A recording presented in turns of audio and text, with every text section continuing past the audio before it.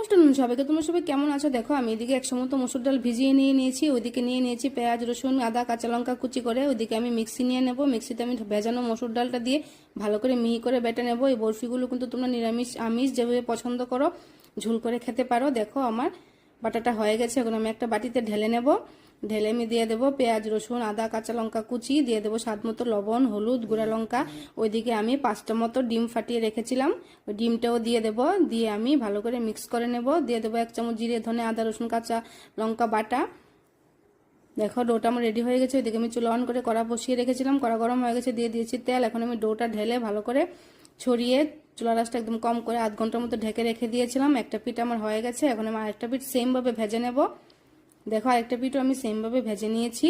এখন আমি একটা থালাতে তুলে নেব, নিয়ে আমি বরফির আকারে ছোট ছোট করে কেটে নেব। দেখো রেডি আমার মসুর ডালের বরফি, তোমরা কিন্তু করে খেয়ে দেখতে পারো।